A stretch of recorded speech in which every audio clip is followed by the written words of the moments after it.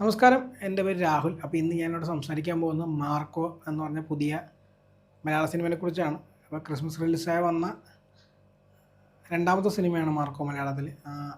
അപ്പോൾ ഈ സിനിമ ഞാൻ ഓൾറെഡി 2 തവണ കണ്ടു കഴിഞ്ഞു.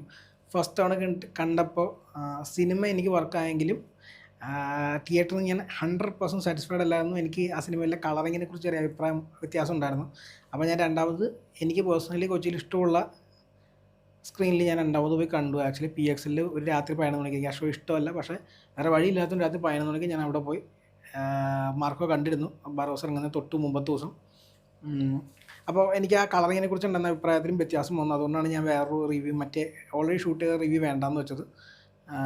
PXL നല്ല കിടിലം പിക്ചർ ക്വാളിറ്റിയും കിടിലം സൗണ്ടും ആയിരുന്നു മാർക്കോന്. ഞാനിപ്പോഴും സ്റ്റിൽ എൻ്റെ കൊച്ചിയിൽ എൻ്റെ ഫേവറേറ്റ് സ്ക്രീൻ അത് തന്നെയാണ് ഫോർ 2D. 3D ഇനി ഞാൻ 3Dയുടെ ഇഷ്യൂ ഞാൻ ഓൾറെഡി പറഞ്ഞു കഴിഞ്ഞാൽ 3D ഗ്ലാസിൻ്റെ ഇഷ്യൂ യു ക്യാൻ ആ വീഡിയോസ് നിങ്ങൾക്ക് കാണാം. പക്ഷേ 2Dയുടെ കാര്യത്തിൽ എനിക്കിപ്പോഴും ആ തിയേറ്റർ എൻ്റെ പേഴ്സണൽ ഫേവറേറ്റ് ആണ്. അവിടെ ഒരു സിനിമ വന്ന് ഞാൻ ഇനിയും പോയി കാണാൻ 2D. സോ മാർക്കോ എക്സലൻ്റ് ആയിരുന്നു അവിടെ നിന്ന് കാണാൻ. ആദ്യം കണ്ടതിനേക്കാളും ഫാർ ബെറ്റർ എക്സ്പീരിയൻസ് ആയിരുന്നു PXL ആ സിനിമ കണ്ടപ്പോൾ എനിക്ക് കിട്ടിയത്. ഞാൻ ആദ്യം കണ്ട സ്ക്രീനും 4K ലേസർ അറ്റ്മോസ് തന്നെയായിരുന്നു. ബട്ട് PXL കളറാണെങ്കിലും പിക്ചർ ക്വാളിറ്റി ആണെങ്കിലും സൗണ്ട് ആണെങ്കിലും എല്ലാ കാര്യത്തിലും ആ തിയേറ്ററിനേക്കാളും ബെറ്റർ ആയിരുന്നു PXL. So that's about it. പിന്നെ മാർക്കോ സിനിമയെക്കുറിച്ച് പറയുകയാണെങ്കിൽ ഒരു പക്ക വയലൻ്റ് ആക്ഷൻ മൂവിയാണത്. സാഡിസ്റ്റിക് വയലൻസ് ആണ് സിനിമയ്ക്കകത്തുള്ളത്. അവസാനമൊക്കെ നല്ലോണം വയലൻസ് ഉണ്ട്. എൻ്റെ അഭിപ്രായത്തിൽ ഞാൻ കണ്ടതിൽ ഇന്ത്യൻ മെയിൻ സ്ട്രീം സിനിമയിൽ ഇത്രയും വയലൻസ് കാണിച്ചിട്ട് സിനിമയില്ല. അപ്പോൾ അതുകൊണ്ട് തന്നെ പേഴ്സണലി എനിക്ക് വയലൻസ് ഉള്ള സിനിമകൾ ഇഷ്ടമാണ്. പേഴ്സണലി എനിക്ക് വേണ്ടത് ഭയങ്കര വർക്കായി. പക്ഷേ ഈ സിനിമയ്ക്ക് എഴുത്തിൽ കുറേ പ്രോബ്ലംസും ഉണ്ട്. അതുപോലെ തന്നെ ബട്ട് അവർ നമുക്ക് ഡെലിവർ ചെയ്യാമെന്ന് പറഞ്ഞത് ഒരു വയലൻ്റ് ആക്ഷൻ മൂവി ആണെങ്കിൽ ബിവെയർ എല്ലാ ലാംഗ്വേജും നിങ്ങൾ എടുത്ത് നോക്കി, ഇത്രയും വയലൻ്റ് സിനിമ വേറെ ഇല്ല. മെയിൻ സ്ട്രീമിൽ സിനിമയിൽ എന്തായാലും ഇത്രയും വയലൻ്റ് ആക്ഷൻ സിനിമ ഇല്ലെന്ന് എനിക്ക് 100% ഉറപ്പാണ്.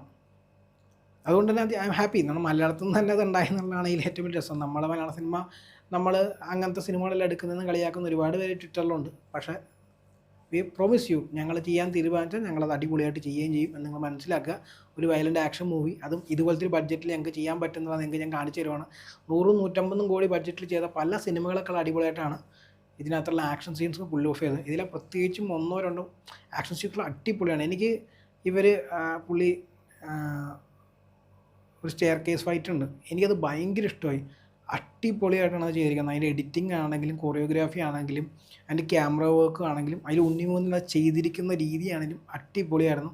അതുപോലെ തന്നെ വേറെ 2-3 സ്റ്റണ്ട് സീക്വൻസുകളുണ്ട്, അതെല്ലാം അടിപൊളിയായിട്ട് അവർ കൊറിയോഗ്രാഫി, എനിക്ക് ഭയങ്കര ഇഷ്ടമായത്.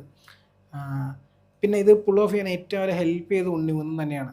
As an action star he's really good. എനിക്കിവിടെ മല്ലു സിംഗിൽ പുള്ളി അടിപൊളിയായിരുന്നു. ഡാൻസ് ആണെങ്കിലും ബോഡി ആണെങ്കിലും പുള്ളിയുടെ സ്റ്റണ്ട് ആണെങ്കിലും പുള്ളി നന്നായിട്ട് ചെയ്തതാണ്. പിന്നെ എന്തുകൊണ്ടോ പുള്ളിക്കത് ആ ഒരു സിനിമ പുള്ളി ഭയങ്കര ഹെൽപ്പ് ചെയ്തില്ല സത്യം പറഞ്ഞാൽ. ഈ ഇടത്തിന് മാളികപ്പുറം മറ്റൊക്കെ ചെയ്ത് ഹിറ്റായി നിൽക്കുകയാണെങ്കിലും പുള്ളിക്കൊരു നെഗറ്റീവ് അഭിപ്രായം ആൾക്കാരുടെ ഇടയിലുണ്ട്. ഈ മാർക്കോ കൂടി ഹിറ്റായതോടുകൂടി വേറൊരു തരത്തിലുള്ള സിനിമയായതുകൊണ്ട് ഹിറ്റായതുകൊണ്ട് കുറച്ചും കൂടി വ്യത്യാസം ഉണ്ടാകുന്നതായിരുന്നു എല്ലാവരും പുള്ളിയെ കാണുന്ന രീതിയിൽ. എന്തു പറഞ്ഞാലും പുള്ളി ഈ സിനിമയ്ക്ക് കറക്റ്റായിരുന്നു. ഈ സിനിമയ്ക്ക് വേണ്ട സ്വാഗ് പുള്ളിക്കുണ്ടായിരുന്നു, ഇക്വലും വേണ്ട ലുക്ക് പുള്ളിക്കുണ്ടായിരുന്നു. ഈ സിനിമയിലെ ആക്ഷൻ സീൻസ് പുൾ ഓഫ് ചെയ്യാനുള്ള സ്പീഡ് എല്ലാം പുള്ളിക്കുണ്ടായിരുന്നു. പുള്ളി പെർഫെക്റ്റ് ആയിരുന്നു സിനിമയ്ക്ക് വേണ്ടി. ആസ് എൻ ആക്ഷൻ സ്റ്റാർ പുള്ളിക്ക് ആക്ഷൻ സ്റ്റാർസിന് വേണ്ട എല്ലാം ഉണ്ട്. അപ്പോൾ അടിപൊളിയായിരുന്നു ഉണ്ണിമൂന്നൻ. പേഴ്സണലി ഭയങ്കര ഇഷ്ടമായി. പിന്നെ രവി ബസുവിൻ്റെ മ്യൂസിക് എനിക്ക് ഭയങ്കര ഇഷ്ടമായി സിനിമക്കകത്ത്. എനിക്ക് പൊതുവേ പുള്ളിയുടെ മ്യൂസിക് എല്ലാ സിനിമയിലും വർക്കാവാത്ത ഒരാളാണ്. പക്ഷേ ഈ സിനിമയിൽ പുള്ളിയുടെ മ്യൂസിക് അടിപൊളിയായിരുന്നു. കറക്റ്റായിട്ട് എലിവേറ്റ് ചെയ്യാനുള്ള സമയത്ത് പുള്ളി കൃത്യമായി മ്യൂസിക്കിട്ട് എലിവേറ്റ് ചെയ്യുന്നുണ്ട്. ഇതിൽ പല ബാക്ക്ഗ്രൗണ്ട് സ്കോറുകളും പലർക്കും കൂടുതൽ ബാക്ക്ഗ്രൗണ്ട് സ്കോറുകളും എനിക്ക് പേഴ്സണലി ഭയങ്കര ഇഷ്ടമായിരുന്നു. സോ അടിപൊളിയായിരുന്നു. പിന്നെ ഇത് ഷൂട്ട് ചെയ്തിരിക്കുന്നതും കിടിലനായിട്ടാണ്, കളർ ചെയ്തിരിക്കുന്നത് ഭയങ്കര നന്നായിട്ടാണ്. ഇതിൻ്റെ VFX ഭയങ്കര അത്യാവശ്യം നല്ലതായിരുന്നു. ഈ ബഡ്ജറ്റിൽ നോക്കുവാണെങ്കിൽ ഭയങ്കര നല്ലതാണ്. പിന്നെ അതിൻ്റെ പ്രോസ്തറ്റിക് വർക്ക് അത്യാവശ്യം ഭയങ്കര നല്ലതായിരുന്നു. കാരണം അതെല്ലാം ഈ വയലൻസ് സിനിമ ആണെങ്കിൽ ഈ VFXും ഈ പ്രോസ്തറ്റിക് മേക്കപ്പും ഭയങ്കര ഇമ്പോർട്ടൻ്റ് ആണ്. പലപ്പോഴും ഞാൻ മലയാള സിനിമ കണ്ടിട്ടുണ്ട്, കൈയും കാലും മുറിഞ്ഞ് കിടക്കുന്ന ഭാഗങ്ങളൊക്കെ കാണിക്കുമ്പോൾ അത്ര നല്ല സുഖകരമല്ല പലപ്പോഴും പ്രോസ്തറ്റിക്സ്. പക്ഷേ ഈ സിനിമയിൽ അങ്ങനെയല്ല, വളരെ നന്നായിട്ട് തന്നെ ചെയ്തിട്ടുണ്ട്. ഇതുപോലെ വയലൻസ് സിനിമയിൽ ഇത്രയും മുറിയും വെട്ടും കുത്തും ഒക്കെ ഉള്ള സിനിമയിൽ അത് ഭയങ്കര ഇമ്പോർട്ടൻ്റ് ആണ്. They did A really fantastic job. പിന്നെ ഈ സിനിമയിൽ നമ്മുടെ ആക്ടിങ്ങിനെ കുറിച്ച് പറയുകയാണെങ്കിൽ Unni Mukundan was terrific as A star. പുള്ളിക്ക് എൻ്റെ സ്വാഗും എല്ലാം ഉണ്ടെങ്കിലും പുള്ളിയുടെ dialogue delivery was not good.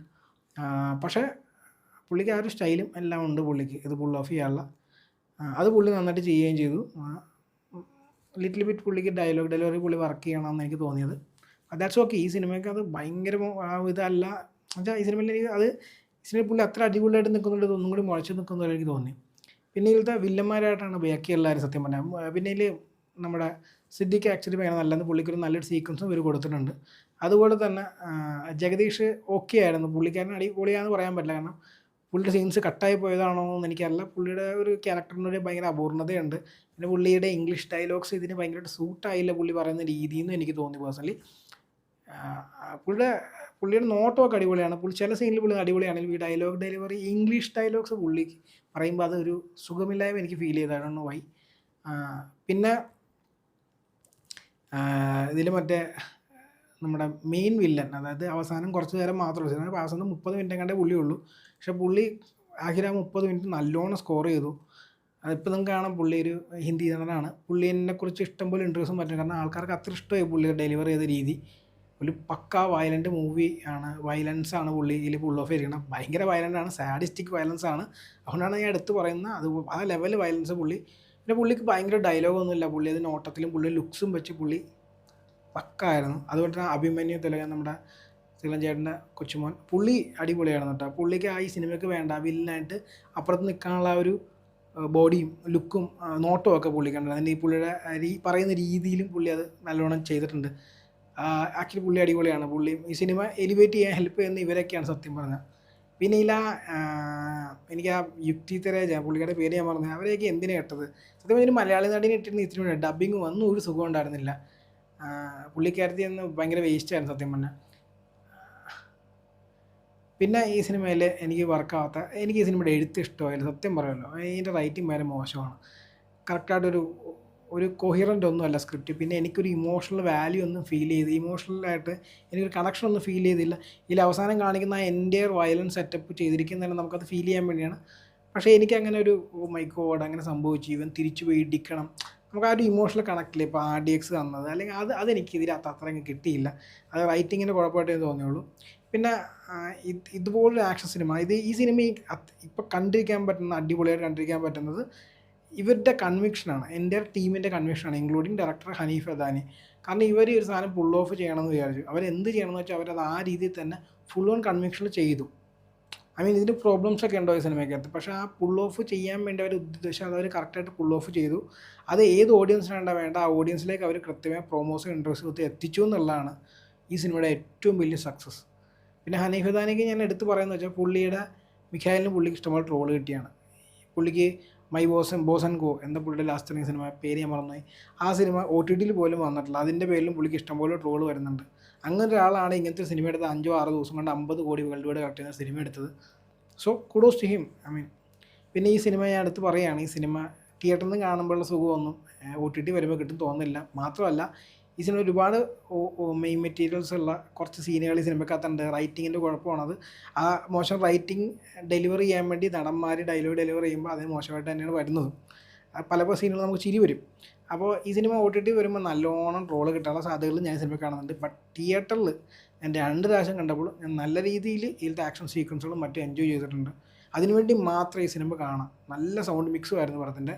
So നിങ്ങളൊരു violent, super violence, sadistic violence ഉള്ള ഒരു ആക്ഷൻ സിനിമ കാണാൻ ആഗ്രഹിക്കുന്നതിനാണ് ഈ സിനിമ തിയേറ്ററിൽ തന്നെ കാണണം. കാരണം അത് തിയേറ്ററിൽ നിന്ന് കിട്ടുന്ന ഒരു ഇമ്പാക്റ്റ് ഒരിക്കലും ഈ സിനിമയ്ക്ക് ഈ സീക്വൻസിനൊന്നും നിങ്ങൾക്ക് വീട്ടിൽ നിന്ന് കിട്ടാൻ പോകുന്നില്ല. അത് പക്ഷേ എടുത്ത് പറയുകയാണ്, കുട്ടികളോടുള്ള വയലൻസ് ഒക്കെ ഉള്ള സിനിമയാണ്. അതൊന്നും കണ്ടിരിക്കാൻ പറ്റാത്തവർ ഒരിക്കലും ഈ സിനിമയ്ക്ക് കയറരുത്. പിന്നെ അത് കഴിഞ്ഞ് അതിൻ്റെ പേരിൽ സിനിമയെ കുറ്റം പറയരുത്. പേഴ്സണലി ഞാൻ ഓൾറെഡി 2-3 ട്വീറ്റ്സും പോസ്റ്റുകളൊക്കെ ഞാൻ കണ്ടിട്ടുണ്ട് ഈ സിനിമയിൽ. ഇതെങ്ങനെയാണ് കുട്ടികളുള്ള വയലൻസ് ഇങ്ങനെ കാണിക്കാൻ പറ്റുന്നവർക്ക്, എന്ത് ദ്രോഹികളാണ്. This is a violent action movie. ഇവർ നിങ്ങൾക്ക് പ്യുവറായി വാർണിംഗ് തന്നാണ്. അങ്ങനെ വാർണിംഗ് തന്നിട്ട് അത് നിങ്ങൾ വായിക്കാണ്ട് നിങ്ങൾ പോയിട്ട് സിനിമക്കാരെ കുറ്റം പറഞ്ഞിട്ട് ഒരു കാര്യമില്ല. ഇത് കാണാൻ വന്നവർക്ക് എല്ലാവർക്കും അറിയാം ഈ സിനിമയ്ക്ക് നല്ലോണം വയലൻസ് ഉണ്ടെന്നുള്ളത്. അത് എക്സ്പെക്റ്റ് ചെയ്ത് മാത്രം കാണാൻ പോവുക. എന്തായാലും തിയേറ്ററിൽ എനിക്ക് സിനിമയുടെ എക്സ്പീരിയൻസ് നല്ലതായിരുന്നു. പ്രത്യേകിച്ചും രണ്ടാമത് PXൽ കണ്ടപ്പോൾ ടെറിഫിക് എക്സ്പീരിയൻസ് ആയിരുന്നു. എന്തായാലും നിങ്ങളും നിങ്ങളുടെ അടുത്തുള്ള സിനിമ തിയേറ്ററിൽ, നല്ല തിയേറ്ററിൽ പോയി കാണുക. നിങ്ങൾ ഒരുപാട് പേര് ഓൾറെഡി കണ്ടിട്ടുണ്ടെന്ന് എനിക്കറിയാം. അപ്പം നിങ്ങളുടെ അഭിപ്രായം കൂടി താഴത്ത് വരിക. നിങ്ങൾക്ക് എങ്ങനെയാണ് സിനിമ കണ്ടിട്ട് ഇഷ്ടപ്പെട്ടിരുന്നു, നിങ്ങൾ തിയേറ്റർ എക്സ്പീരിയൻസ് എങ്ങനെ ഉണ്ടായിരുന്നൊക്കെ താഴത്ത് കമൻറ്റ് വരിക. എന്തായാലും ഞാൻ കമൻറ്റ് വായിക്കുന്നതാണ്. എനിക്കും താല്പര്യമുണ്ട് എല്ലാവരുടെയും റിയാക്ഷൻസ് ഒക്കെ അറിയാൻ വേണ്ടി. അപ്പോൾ എന്തായാലും തന്നെ വീഡിയോ കാണുന്ന നന്ദി. അപ്പോൾ ബൈ.